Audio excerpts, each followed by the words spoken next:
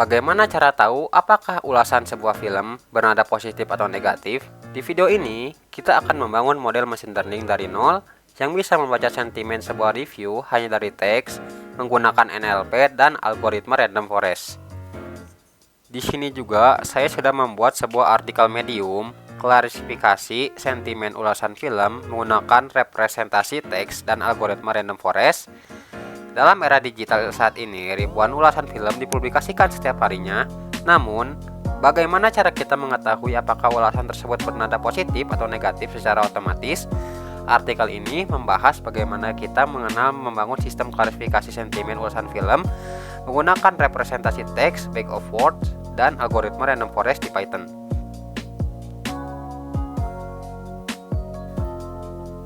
Baik, langsung saja kita masuk ke implementasi codingannya.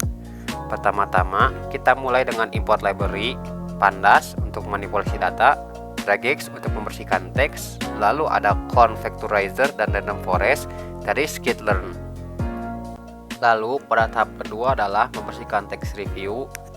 Data teks itu penuh noise, jadi kita hapus tag HTML, lalu menghapus simbol dan angka, dan normalisasi sebuah huruf menjadi lowercase menjadi huruf kecil.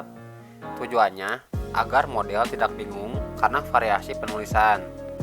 Tambahan sedikit edukasi NLP.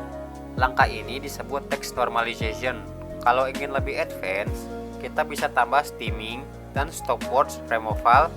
Tapi untuk kali ini kita cukup dengan dasar dulu.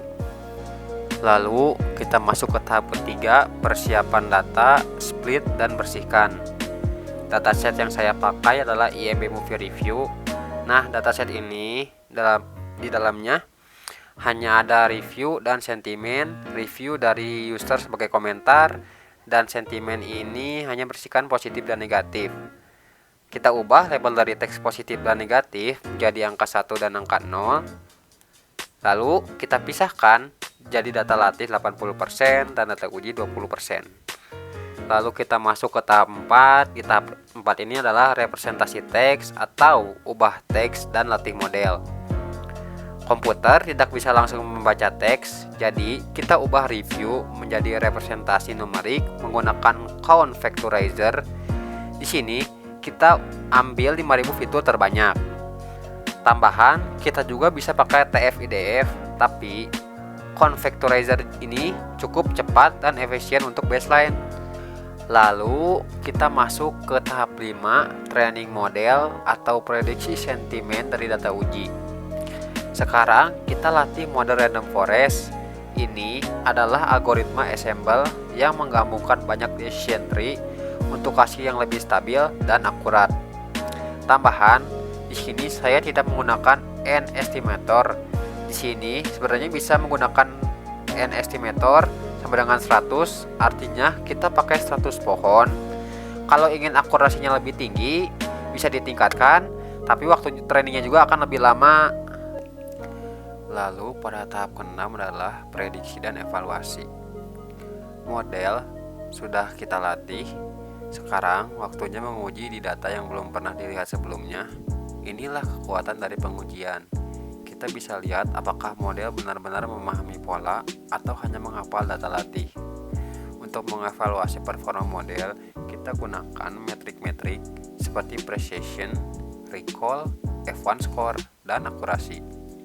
Precision menunjukkan seberapa banyak dari prediksi positif yang benar-benar positif, sementara recall menunjukkan seberapa banyak data positif yang berhasil ditangkap oleh model. F1 score adalah gabungan dari keduanya dan cocok digunakan ketika kita ingin menyeimbangkan antara false positif dan false negatif. Pada tahap ke-7 adalah hasil dan interpretasi. Dari hasil evaluasi, kita bisa lihat bahwa model kita mencapai akurasi sebesar 85%, tapi lebih dari sekedar angka. Yang penting adalah stabilitas performanya. Model ini memiliki precision, recall, dan F1 score yang seimbang antara kelas positif dan negatif, yaitu sama-sama 0,85. Ini artinya model kita tidak bisa terhadap satu kelas saja. Ia mampu mengenali review positif dan negatif dengan akurasi yang hampir sama. Namun, tetap ada kemungkinan kesalahan. Bisa jadi model salah menilai kalimat yang ambigu, mengandung sarkasme, atau teksnya terlalu pendek untuk dianalisis dengan baik. Kalau kita ingin hasilnya lebih baik lagi, kita bisa gunakan teknik seperti TF-IDF, steaming, atau bahkan beralih ke model deep learning seperti LSTM atau transformer. Kita sudah bahas langkah demi langkah membangun model klarifikasi sentimen, dari processing hingga evaluasi model. Mohon maaf jika ada kekurangan dalam penyampaian. Semoga bermanfaat dan sampai jumpa. Saya Raifan, pamit undur diri.